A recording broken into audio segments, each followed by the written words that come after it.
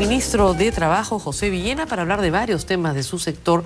Pero quiero empezar por el más importante, ministro. Gracias por estar con nosotros. Buenas noches. El 80% de la pega sigue siendo informal.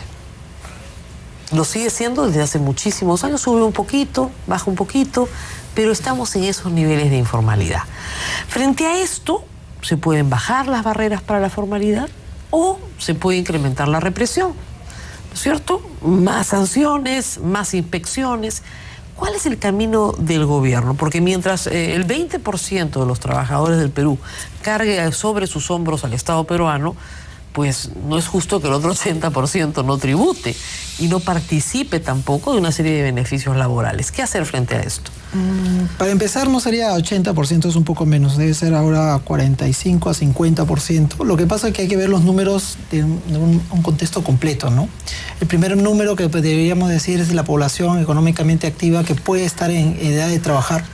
Y el segundo, el tema del subempleo, que es un tema que sí está repuntando hoy día con los números. No, pero digamos, yo le hablo de empleo en planilla, con seguridad social, ¿no es cierto? Con CTS, régimen de AFP o ONP, ese empleo, seguridad social completa, sí, y con todos los beneficios, vacaciones, 2 gratificaciones al año, eso no llega ni al 20% de la PEA, considerando la del Estado, ¿eh?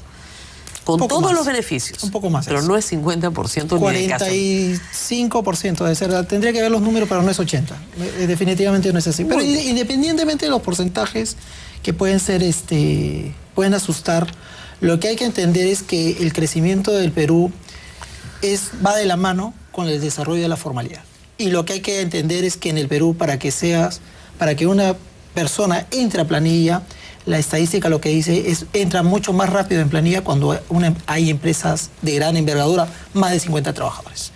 Las micro y pequeñas empresas podrán ser un paliativo, pero en realidad las grandes empresas son las que pueden eliminar la pobreza o el desempleo en el Perú. Claro, pero la micro y pequeña empresa es la que sostiene a la mayor cantidad de trabajadores en el Perú hoy. Sí, pero es temporal, es rotativo, no es estable y hay muchas variables que maneja el tema. Por ejemplo, el tema de competitividad. Las microempresas no son competitivas. Hay toda una política hoy día con el Ministerio de la Producción que quiere reforzar para que sean competitivas y que empiecen a agruparse para poder competir con las medianas o grandes empresas. Muy bien, pero a mi pregunta, ¿va a haber baja de las, digamos, de las formalidades laborales o mayor represión para que las empresas cumplan?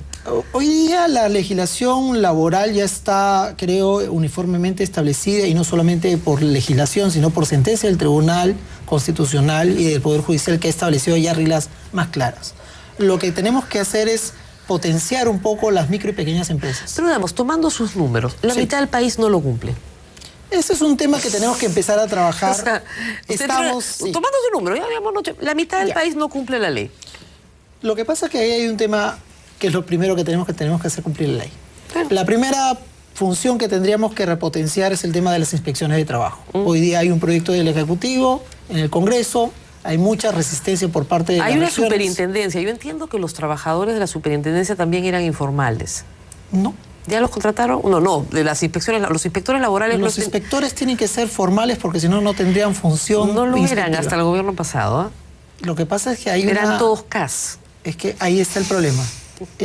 Las contrataciones de CAS no pueden ser para inspectores porque la ley los dice expresamente. Lo que ha pasado es que los gobiernos regionales, algunos, los que han querido contratar, encontraron una visión legal o una formalidad legal, entre comillas, y lo que pasó después de la visita inspectiva de estos inspectores CAS es que eran nulas. Y el resultado no solamente es esas contrataciones, sino que hay regiones, 5 regiones en el Perú, que ni siquiera tienen inspectores. Entonces, ¿para qué? ¿Quién va a hacer cumplir la ley? Es que justamente por eso se presentó el proyecto de ley. Para la creación de la superintendencia. Ahora, ¿qué va a pasar con los trabajadores CAS del Estado? Que en cierta forma son una suerte de informalidad también.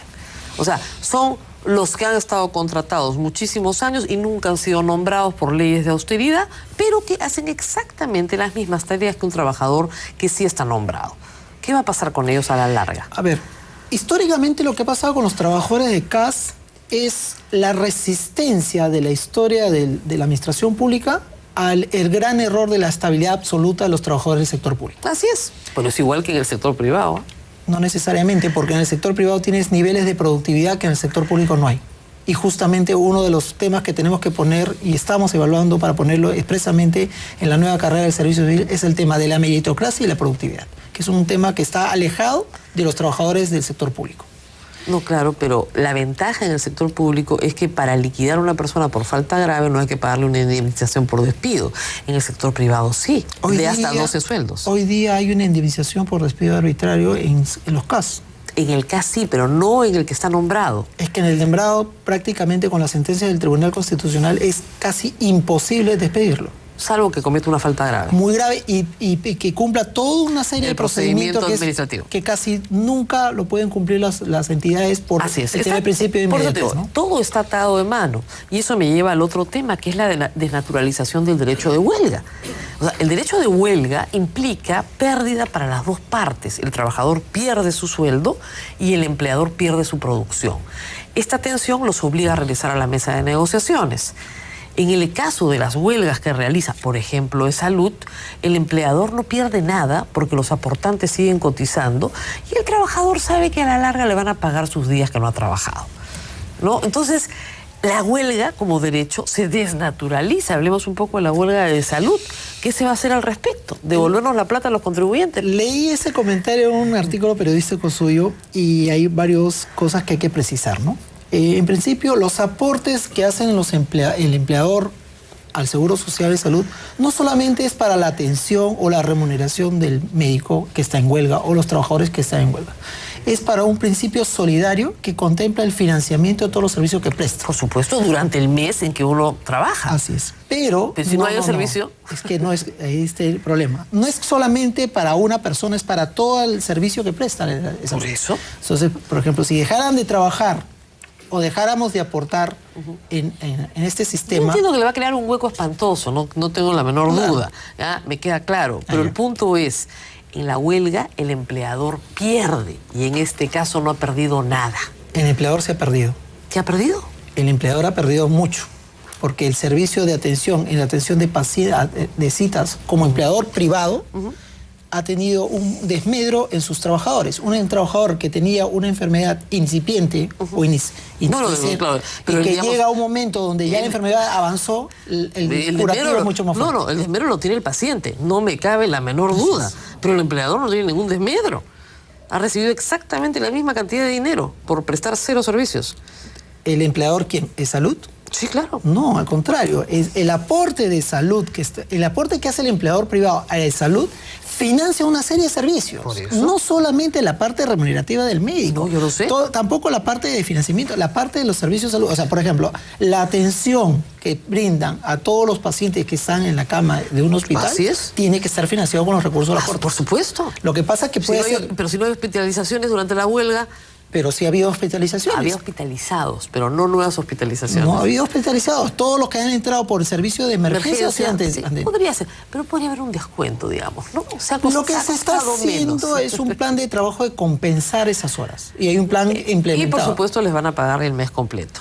Lo está evaluando el Consejo Directivo y el Presidente Ejecutivo cómo va a negociar. Les van a pagar todo. Ojalá que sí, yo creo que sí, ¿no? O sea, hacer huelga no tiene la sanción de no recibir tu remuneración. Al contrario. En ninguna parte del mundo el que hace huelga siempre después de retomar el puesto de trabajo negocia con su empleador cómo compensa las horas.